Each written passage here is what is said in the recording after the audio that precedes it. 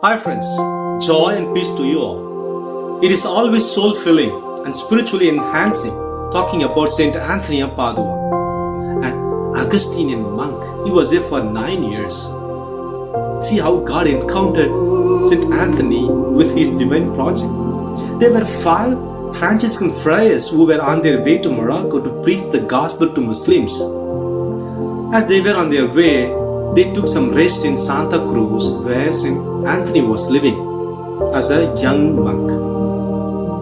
As Anthony was hosting them with his due hospitality and humility, he came to know a lot of things from their conversation with them.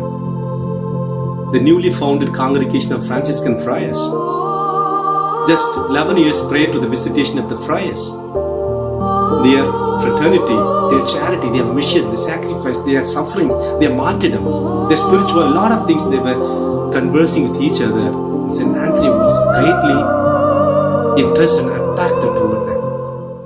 Of course, the 5 friars went to Morocco, preached the gospel, but in the course of their mission, they were killed, they were martyred by those who were in Morocco. After their martyrdom, their dead bodies were taken back and they were in Lisbon for the visit. St. Anthony, looking at their dead body, greatly choked, disturbed, and took a decision and made a discernment to follow them as a friar, to go to Morocco and to become martyr and to preach the gospel to the Muslims. He expressed his feeling to the IA officials. Of course, he got the permission. He embraced the Franciscan order and he went to Morocco as a missionary to preach the gospel and to become the martyr of Christ. As he reached Morocco, he felt sick. He could not do the mission again. God had his own project for Saint Anthony. So he came back, and on the way, it was a big voyage, and on the way, they had a shipwreck. They could not reach home safely. Rather, they ended up in Sicily. And from there, he came to know Francis of Assisi. He went there, he met him, and there were some 3,000 friars having their chapter or meeting. And going through all these things, he ended up staying in a small hermitage where he was working as a humble kitchen servant, doing all the menial jobs in the hermitage. And there was another episode there taking place to bring out God's project through Saint Anthony. What was that? There was a Dominican ordination. There was an ordination Dominican congregation. The preacher did not appear to preach in the Mass. And Saint Anthony was accidentally chosen to preach the gospel that day. And from his preaching, the splendid light was seen by all. The power of God, the enlightening spirit from him was noticed by everyone, of course by Francis of Assisi. And from there, he was known and he was made as the eloquent preacher of the gospel to the community in and around their place. And he was not only a preacher, he was a servant. He was a worker of charity, servant of charity.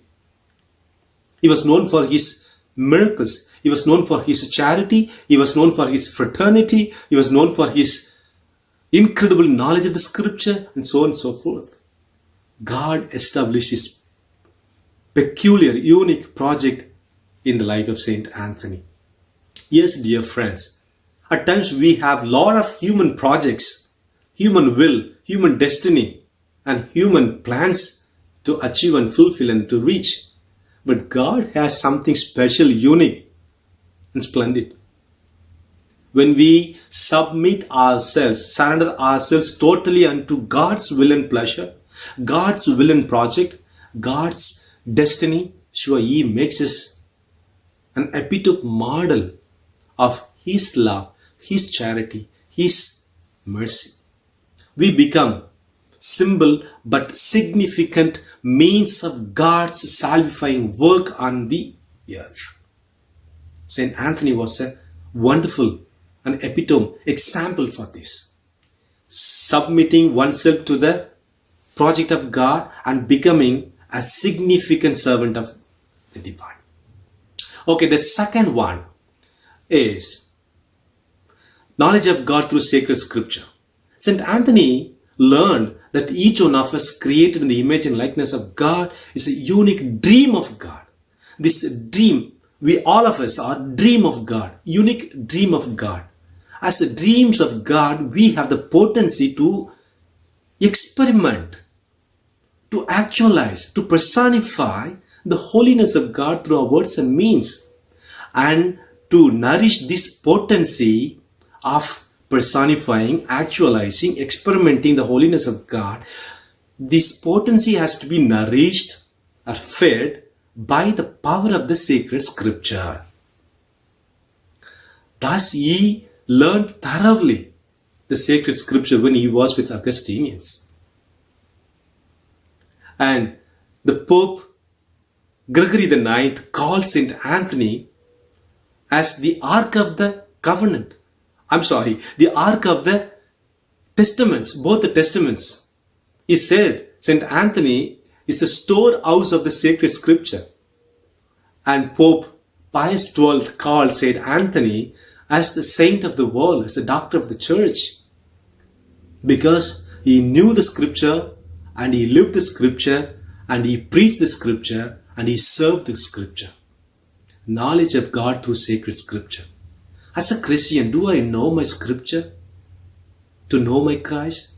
Because the one who does not know scripture does not know Christ. Anthony knew the scripture well, and he knew God well, and he served him and loved him. Do I know my God? If I have to know my God, if I need to know my God, I need to know my scripture. Let us try our best. Let us try our best, dear friends. Okay, the third pillar or the third fact from St. Anthony of Padua is humility as the doorpost of heaven. Of course, we all know that St. Anthony is from a noble family, from a wealthy family. His father was a governor, and he was a provincial superior. He had an eloquence of speech, wonder working, miracle making, lot of things around him. He was known for different things, excellent things. But he was a humble, simple servant of God. At times, with our abilities, with our skills and talents, we claim that we are somebody greater than the other. It is in due humility we are elevated and escalated, dear friends. Humility is the key to heaven, is the door to heaven. St. Anthony found that it is in humility he could personify the Jesus of Calvary. It is in humility he could save the souls of the sinners. It is in humility he could glorify God and sanctify himself. It is in due humility that we could make ourselves cleansed from our wickedness. It is in humility we could sanctify our souls and glorify God. Yes, dear friends. Okay, the fourth fact from St. Anthony of Padua is his mystical experience. Whenever we see St. Anthony's statue, we could always notice four important things in his hands. The first one is the white lilies. The second one is sacred scripture in his hand. The third one is bread. The fourth one is, of course, child Jesus. All of them prove his mystical experience and his close relationship with a Master Jesus Christ. His white lilies prove his purity, his personal sanctity. Yep, he always cared and concerned for his personal purity, sanctity. He had a greatest relationship with his soul, and his humble and his holy, pure approach towards the self made him clean as a temple of the Spirit, as a residence of the divine. So the white lilies proved his purity. The second one is the sacred scripture. The sacred scripture proved his knowledge about God, his relationship with God, his longing for God. Of course, the third one is the bread proved his love and mercy, his care and concern for the poor and needy brethren in and around him. A triple relationship, you see. his white lilies, his own relationship with his soul, and the sacred scripture, his own relationship with the divine, and the bread, his own relationship with the poor neighbor in and around him. And what about the baby Jesus? Baby Jesus or Jesus Christ was everything for him. When he was cleaning himself with his purity or sanctity, he found Jesus in himself. When he served the other through his bread giving, he found Jesus in them. He found Jesus in them and he showed Jesus through him. And when he was reading the scripture, preaching the scripture, he found Jesus in it. Jesus was everything. His personal sanctity, his fraternal charity, and his spiritual relationship with the divine, in everything Jesus was found. Do I have Jesus in my profession, in my service, in my family life, in my friendship, in my cohabitation, in my societal service, whatever, wherever I am, do I have Jesus? Do I see Jesus? Do I give Jesus? Do I become the extension of Jesus' love and mercy? This is the beautiful mystical experience from Saint Anthony of Padua. The last fact from Saint Anthony of Padua is doing the will of God through little miracles. As I said earlier, there are thousands and thousands of miracles, episodes from Saint Anthony of Padua. In everything, he did the will of God. In all the miracles, in all the encounters, he did the will of God. We can become miracle workers, wonder workers. How and when? When I do my daily duties, daily responsibilities well, I become wonder workers, miracle workers. When I do my family responsibilities well, when I do my relational responsibilities well, when I fulfill my spiritual responsibilities well, when I fulfill my moral responsibilities well, when I fulfill my intellectual, emotional responsibilities well, then I become a wonder worker, a miracle maker, fulfilling the will of God through my life, through my means. These are the 5 important facts as pillars taken from the life of Saint Anthony of Padua. Let us learn from him.